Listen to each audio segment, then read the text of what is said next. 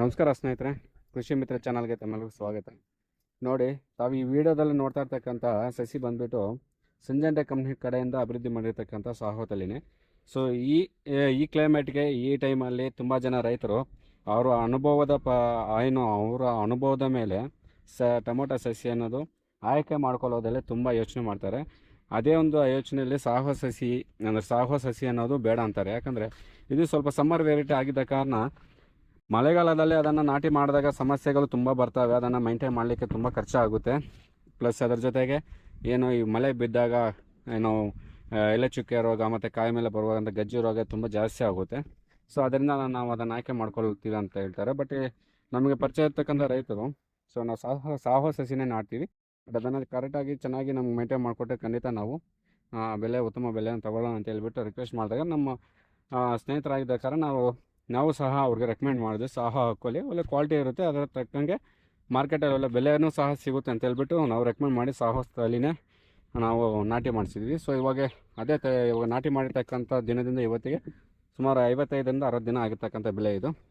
So ತಾವು ನೋಡ್ತಾ ಇರ್ಬೋದು, ಗಿಡದಲ್ಲಿ ಯಾವುದೇ ರೀತಿಯಾದಂಥ ಎಳೆ ಚುಕ್ಕ ರೋಗ ಆಗಿರ್ಬೋದು, ಕಾಯಿ ಮೇಲೆ ಗಜ್ಜಿ ರೋಗ ಅಂತ ಏನಾದರೂ ಕಾಣಿಸ್ತಾ ಇದೆಯೋ ತಾವು ನೋಡಿ, ತುಂಬ ಚೆನ್ನಾಗಿ ಬೆಳೆ ಬಂದಿದೆ. ಅದ್ರ ಜೊತೆಗೆ ನಾವು ಫ್ರೂಟ್ ಸೆಟಪ್ ಅಂತ ನಾವೇನು ಕರಿತೀವೋ ಸೊ ಅದು ಸಹ ತುಂಬ ಚೆನ್ನಾಗಿ ಸೆಟ್ ಆಗಿದೆ. ಅಂದರೆ ನಾವು ಗಿಡದಲ್ಲಿ ಕಾಣಿಸ್ಕೊಳ್ಳುವಂಥ ಹೂವು ಏನಿರ್ತಾವೆ ಇದೆಲ್ಲ ಹೂವನ್ನು ಸಹ ಕಾಯಾಗಿ ಕನ್ವರ್ಟ್ ಆಗಿದೆ. ತುಂಬ ಚೆನ್ನಾಗಿ ಆಗಿದೆ.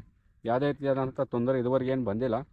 ಮಳೆ ಆವಾಗ ಬರ್ತಾನೆ ಇದೆ. ಸೊ ಆದರೂ ಸಹ ಅದಕ್ಕೆ ಏನು ಬೇಕು ಅಂದರೆ ನಾಟಿ ಮಾಡಿದ ಮೊದಲನೇ ದಿನದಿಂದ ಇವತ್ತುವರೆಗೂ ಆ ಗಿಡಕ್ಕೆ ಏನೇನು ಬೇಕಾಗುವಂತಹ ಆ ಗಿಡಕ್ಕೆ ಏನೇನು ಬೇಕಾಗುವಂಥ ಪೋಷಕಾಂಶಗಳಾಗಿರ್ಬೋದು, ಗೊಬ್ಬರಗಳಾಗಿರ್ಬೋದು, ಮತ್ತು ಔಷಧಿಗಳಾಗಿರ್ಬೋದು, ಏನೇನು ಬೇಕೋ ಅದಕ್ಕೆ ಒಂದು ಟೈಮ್ ಟೇಬಲ್ ಪ್ರಕಾರ ಸರಿಯಾದ ಟೈಮಿಗೆ ಮತ್ತು ಇಂಥ ಟೈಮಿಗೆ ಇಂಥ ಸಮಸ್ಯೆನೇ ಬರಬಹುದು ಅನ್ನೋ ಒಂದು ಯೋಚನೆಯಿಂದ ನಾವು ಇದಕ್ಕೆ ಖಂಡಿತ ಸ್ಪ್ರೇಗಳನ್ನು ಮಾಡಿಸಿದ್ವಿ. ಮತ್ತು ಅದಕ್ಕೆ ಬೇಕಾದಂಥ ನ್ಯೂಟ್ರಿಯೆಂಟ್ಸ್ ಆಗಿರ್ಬೋದು, ಅಂದರೆ ಪೋಷಕಾಂಶಗಳಾಗಿರ್ಬೋದು ಮತ್ತು ಗೊಬ್ಬರಗಳಾಗಿರ್ಬೋದು ಎಲ್ಲನೂ ಸಹ ಕೊಡಲಾಗಿದೆ.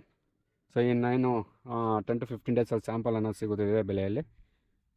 ಅಂದರೆ ತುಂಬ ಜನ ಏನು ಅಂದ್ಕೊಳ್ತಾರೆ ಅಂದರೆ, ಗಿಡ ನನಗಿಂತ ಹೈಟ್ ಇರಬೇಕು, ಬೇರೆಯವ್ರು ನಾಟಿರ್ತಾರೆ ಅವ್ರಿಗಿಂತ ಹೈಟ್ ಬರಬೇಕು, ತುಂಬ ಉದ್ದವಾಗಿ ಬೆಳಿಬೇಕು ಅಂದ್ಕೊಳ್ತಾರೆ. ಕೆಲವ್ರ ಇಂಟೆನ್ಷನ್ ಆಗಿರ್ಬೋದು. ಬಟ್ ನಮ್ಮ ಫೀಲ್ಡ್ ನಮಗಿರ್ತಕ್ಕಂಥ ಇಂಟೆನ್ಷನ್ ಏನಂದರೆ, ಗಿಡದಲ್ಲಿ ಬಂದಿರತಕ್ಕಂಥ ಎಲ್ಲ ಹೂಗಳನ್ನು ಹಣ್ಣು ಮಾಡಿಸುವಂತಹ ಒಂದು ಯೋಚನೆ ನಮ್ಮದಾಗಿರುತ್ತೆ. ಸೊ ಅದೇ ಕಾರಣದಿಂದ ಇವಾಗ ತಮ್ಮ ತೋರಿಸ್ತಾ ಇರ್ತಕ್ಕಂಥ ಇದೇ ಬೆಲೆಯಲ್ಲಿ ಯಾವುದೇ ರೀತಿಯಾದ ಹೈಟು ಅನ್ನೋದು ನಾವು ಕಾನ್ಸೆಪ್ಟನ್ನು ಇಟ್ಕೊಂಡಿಲ್ಲ. ಬಂದಿರತಕ್ಕಂತಹ ಎಲ್ಲ ಗೊಂಚಲಲ್ಲಿ ಏನು ಹೂವು ಇರ್ತಾವೋ ಎಲ್ಲನೂ ಸಹ ಹಣ್ಣಾಗಿ ಕಾಯ ಮಾಡಿಸ್ಬೇಕು ಅನ್ನೋ ಉದ್ದೇಶದಿಂದ ಇದನ್ನು ನಾವು ಬೆಲೆನ ತೆಗಿಸ್ತಾ ಇರ್ತಕ್ಕಂಥದ್ದು. ನಾವು ಗಮನಿಸ್ತಾ ಇರ್ಬೋದು, ಎಲ್ಲ ಹೂಗಳು ಸಹ ಕಾಯಾಗಿ ಪರಿವರ್ತನೆ ಆಗಿದ್ದಾವೆ. ಬಟ್ ಹೈಟ್ ಅನ್ನೋದು ಕಮ್ಮಿ ಇದೆ ಗಿಡ. ನಮ್ಗೆ ಬೇಕಾಗದ ಮೇಜರಾಗಿ ಲೋರಿ ಬೇಕು, ತುಂಬ ಚೆನ್ನಾಗಿದೆ.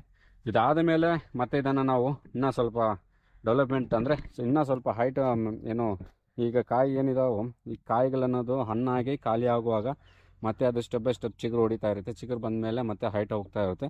ಸೊ ಸ್ಟೆಪ್ ಬೈ ಸ್ಟೆಪ್ ಇದನ್ನು ನಾವು ಇನ್ನೂ ಡೆವಲಪ್ಮೆಂಟ್ ಮಾಡ್ತಾ ಹೋಗ್ತೀವಿ. ಸೊ ಇದುವರೆಗೆ ಯಾವುದೇ ರೀತಿ ಪ್ರಾಬ್ಲಮ್ ಇಲ್ಲ. ಸೊ ಸಾಹೋ ಅನ್ನೋದು ತುಂಬ ಸಮಸ್ಯೆ ಬರುತ್ತೆ ಮಳೆಗಾಲದಲ್ಲಿ. ಎಲೆ ಚುಕ್ಕೆ ರೋಗ ಬರುತ್ತೆ, ಕಾಯಿ ಮೇಲೆ ಗಜ್ಜೆ ಬರುತ್ತೆ ಅನ್ನೊಂದು ಮಾತು ಎಲ್ಲರೂ ಅದೇ ಯೋಚನೆ ಮಾಡ್ತಾರೆ. ಬಟ್ ಅದಕ್ಕೆ ತಕ್ಕಂಥ ಔಷಧಿಗಳನ್ನು ನಾವು ಸ್ಪ್ರೇ ಮಾಡ್ಕೊಂಡು ಹೋದಾಗಿದ್ದರೆ ಖಂಡಿತ ನಾವು ಅದನ್ನು ಕಂಟ್ರೋಲ್ ಮಾಡ್ತಾ ಇರ್ಬೋದು. ಸೊ ಈ ಬೆಲೆನ ಬೆಳೆದಿರ್ತಕ್ಕಂಥ ರೈತರು ಇಲ್ಲೇ ಇದ್ದಾರೆ. ಸೊ ಅವ್ರಿಗೆ ಕನ್ನಡ ಬರಲ್ಲ, ಬಟ್ ಆಂಧ್ರದವರು ಕನ್ನಡ ಬರಲ್ಲ. ಈ ಪಂಚ ಉಟ್ಕೊಂಡಿರ್ತಕ್ಕಂಥ ರೈತರು ಇವರು. ಸೊ ಇವರು ಈ ಬೆಲೆನ ನಮ್ಮ ಅವರ ರಿಕ್ವೆಸ್ಟ್ ಮುಖಾಂತರ ನಾವು ಸಾಹೋ ಬೆಲೆನ ನಾವು ನಾಟಿ ಮಾಡಿಸಿದ್ದೀವಿ. ತುಂಬ ಚೆನ್ನಾಗಿ ಮೇಂಟೈನ್ ಮಾಡ್ತಿದ್ದಾರೆ. ನಾವು ನೋಡ್ತಾ ಇರ್ಬೋದು. ನಾನು ಅಲ್ಲೇ ಮಾತ್ರ ತೋರಿಸ್ತಾ ಇದ್ದೀನಿ ಅಂದ್ಕೋಬೇಡಿ, ತುಂಬ ಎಲ್ಲ ಕಡೆಯೂ ಸಹ ಒಳ್ಳೆ ಕಾಯಿನ ಇಟ್ಕೊಂಡಿದೆ. ತುಂಬ ಚೆನ್ನಾಗಿ ಫ್ರೂಟ್ ಸೆಟಪ್ ಆಗಿದೆ. ಸೊ ತಾವು ಸಹ ಅಷ್ಟೇ ಸಾಹೋನ ಹಾಕೊಳ್ಳುವ ಒಂದು ಏನಾದರೂ ಯೋಚನೆ ಇದ್ದರೆ ಖಂಡಿತ ಹಾಕ್ಕೋಬೋದು. ಬಟ್ ಮೇಂಟೆನೆನ್ಸ್ ಖರ್ಚುಗಳನ್ನು ಖಂಡಿತ ತಗೊಳುತ್ತೆ. ಸೊ ಅದನ್ನು ನೀವು ಯೋಚನೆ ಮಾಡಿಕೊಂಡು ನಾವು ಮೇಂಟೆನೆನ್ಸ್ ಮಾಡ್ತೀವಿ, ನಾವು ಖರ್ಚು ಮಾಡೋಕ್ಕೆ ಸಿದ್ಧ ಇರ್ತೀವಿ. ನಮ್ಗೆ ಸಾಹೋ ಹಾಕ್ಕೊಂಡು ಒಳ್ಳೆ ಕ್ವಾಲಿಟಿ ಮಾರ್ಕೆಟ್ ತೊಗೊಂಡು ಹೋಗಿ ರೇಟ್ಗೆ ನಾವು ಸೇಲ್ ಮಾಡ್ಕೊಳ್ತೀವಿ ಅನ್ನೋ ಉದ್ದೇಶ ಇದ್ದರೆ ಖಂಡಿತ ಸಾಹೋ ಹಾಕ್ಕೊಳ್ಳಿ. ನಿಮ್ಗೇನಾದರೂ ಈ ಬೆಳೆಯಲ್ಲಿ ಈ ಥರ ಸಮಸ್ಯೆಗಳು ಬರ್ತಿದ್ದಾವೆ ಅನ್ನೋದು ಏನಾದರೂ ನಿಮಗೆ ಸಂದೇಹ ಇದ್ದರೆ ದಯವಿಟ್ಟು ನನಗೆ ವಾಟ್ಸಪ್ ಮುಖಾಂತರ ಮೆಸೇಜ್ ಮುಖಾಂತರ ಕಳಿಸ್ಕೊಡಿ. ನನಗೆ ವಾಟ್ಸಪ್ ಮುಖಾಂತರ ಕಾಂಟ್ಯಾಕ್ಟ್ ಮಾಡಿದ್ದಲ್ಲಿ ನೀವು ಖಂಡಿತ ನಿಮ್ಗೇನು ಸಮಸ್ಯೆ ಇರೋದೋ ಅದಕ್ಕೆ ತಕ್ಕನಾದಂಥ ಪರಿಷ್ಕಾರ ಏನಿದೆ ನಿಮ್ಗೆ ಖಂಡಿತ ತಿಳಿಸ್ಕೊಡ್ತೀನಿ. ಬಟ್ ನಾನು ಕಾಲ್ ಮುಖಾಂತರ ನಿಮ್ಗೆ ಸಿಗಲಿಕ್ಕೆ ಸ್ವಲ್ಪ ಕಷ್ಟ ಆಗ್ಬೋದು. ದಯವಿಟ್ಟು ವಾಟ್ಸಪ್ ನಂಬರನ್ನು ಆಲ್ರೆಡಿ ಪ್ರೊವೈಡ್ ಮಾಡಿದ್ದೀನಿ. ಸೊ ಅದ್ರ ಮುಖಾಂತರ ಕಾಂಟ್ಯಾಕ್ಟ್ ಮಾಡಿ ನಾನು ಖಂಡಿತ ನಿಮಗೆ ಸಜೆಸ್ಟ್ ಮಾಡ್ತೀನಿ ಏನು ಮಾಡಬೇಕಂತ. ಸೊ ಈ ವಿಡಿಯೋ ಇಷ್ಟ ಆದರೆ ದಯವಿಟ್ಟು ಲೈಕ್ ಮಾಡಿ ಮತ್ತು ಚಾನಲನ್ನು ಸಬ್ಸ್ಕ್ರೈಬ್ ಮಾಡ್ಕೊಳ್ಳೋದು ಮರ್ತೋಗ್ಬೇಡಿ. Thank you.